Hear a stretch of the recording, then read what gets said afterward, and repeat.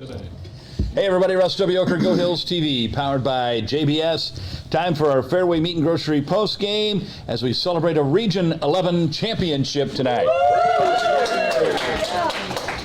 The Indian Hills Warriors defeat the Blackhawks of Southeastern tonight, third time this year. I'm going to start with Coach. We talked about it a little bit in the pregame. It's hard to beat somebody three times. It's definitely hard to beat a good team. It's hard to beat a rival. And so this was quite a challenge for your guys tonight, and they came through. Yeah, it was definitely a challenge. You know, I thought Southeastern played as well as they played. They played very aggressive. They played confident. They were really dialed in on the defensive end. And, I thought we started the game off pretty good defensively. And then I thought, in the first half, our defensive, energy and communication and some things were lacking.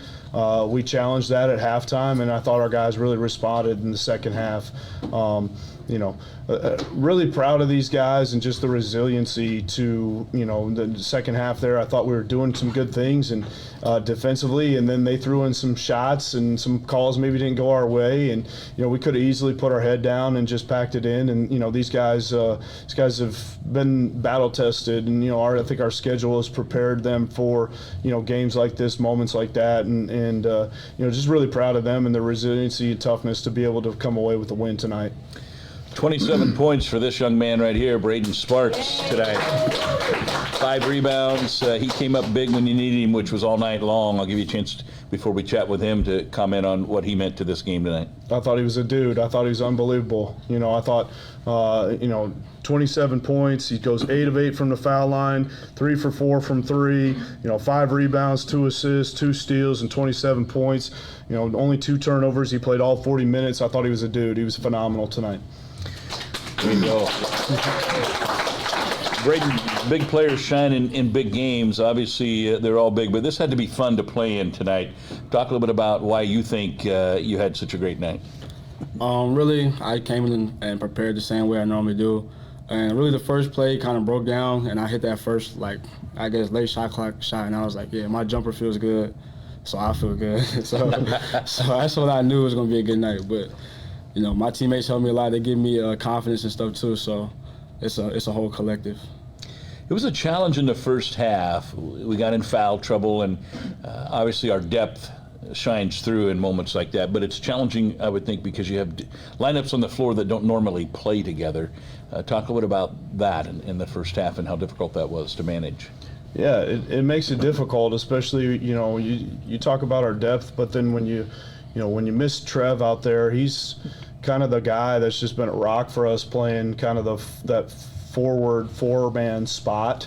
And Will's kind of slid in there and TJ slid in there, but then all of a sudden we get 2 or 3 guys in foul trouble, and we're having a hard time because guys are in different positions, or some guys that maybe haven't played as much are out there, and it's hard to execute plays offensively. It's hard to call very many plays when that the guys that are in those spots probably don't know exactly what they're doing, and but just I thought we were able to still steal some minutes with some of those guys when they got into foul trouble and they played a little smarter. The game was called a little bit tight, and I felt like I had told the guys going into the game that I thought it'd be a little looser in the first half, and then it'd probably tighten up in the second half. And we just got to be able to feel that early in the game and be able to adjust so we don't get ourselves into foul trouble. But credit to some guys that haven't played. You look at Shamir Carruthers. He goes out there and plays 12 minutes.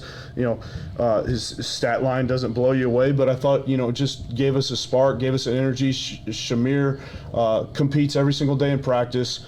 He talks, he guards, he does anything you ask him to do, and I know that Shamir wants to win. And I threw Shamir out there tonight and gave him an opportunity, and I thought he had good minutes for us. He was outstanding, I thought, in what you asked him to do. And Jamal Intizami, I thought, came up really big for you tonight.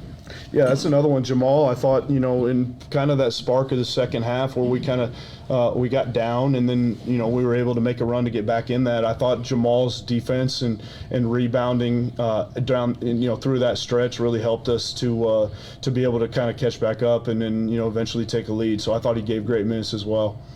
Well, Braden again was our leader tonight. He was our Scooter Scuffy player of the game. with the 27 points.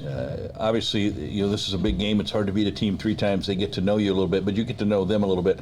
Was there a comfort level in your mind of having seen these guys a couple of times already? Yeah, we really didn't change too much from the scout. We just knew playing the team 3 times and trying to beat them 3 times, we had to come out and be the harder playing team. And the hardest playing team, whoever gets the most rebounds, offensive and defensive, is going to come out on top. So that's what we tried to do, and I feel like we executed it pretty well. Well, going into the locker room, they were winning the rebounding game. You ended up flipping that on them, and we talked in the pregame again. You thought that would be the difference, potentially be the difference in the game, is who won the rebounding battle. Yeah, I don't remember how many offensive rebounds we had at halftime. I knew they were ahead, but we finished with 11. I thought there was some big ones.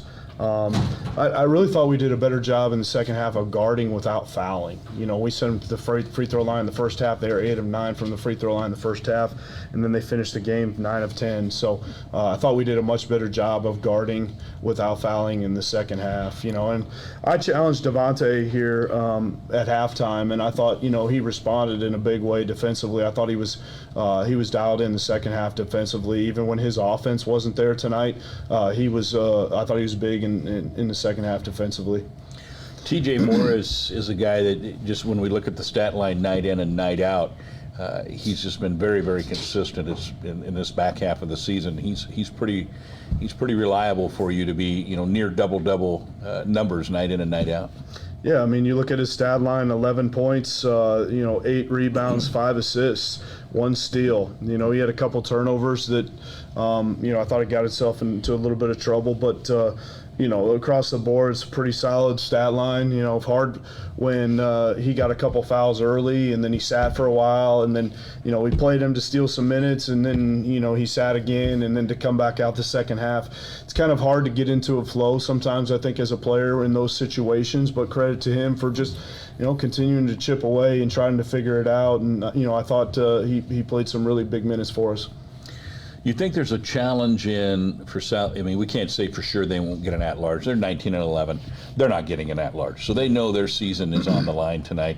Obviously, our guys don't want to have to wait on a potential for an at-large because it may not happen. But do you feel like there's a little bit more urgency on them than there would be us coming into this game tonight? Yeah, for sure. But it was something that we talked about. You get to the month of March and it is basically win or go home. And they played pretty well the other night against Marshalltown. I think they felt like the first time maybe we played harder than them, and the second game I think that they matched us. And I think that they think that they were right with us and ready to play, and they came in with that confidence, and they proved it today. And so I think in those situations your back's against the wall, and if you don't win the basketball game, your season ends. And I thought they played really urgent. I didn't think we were as urgent as them, and then I thought as the game went, our urgency got better.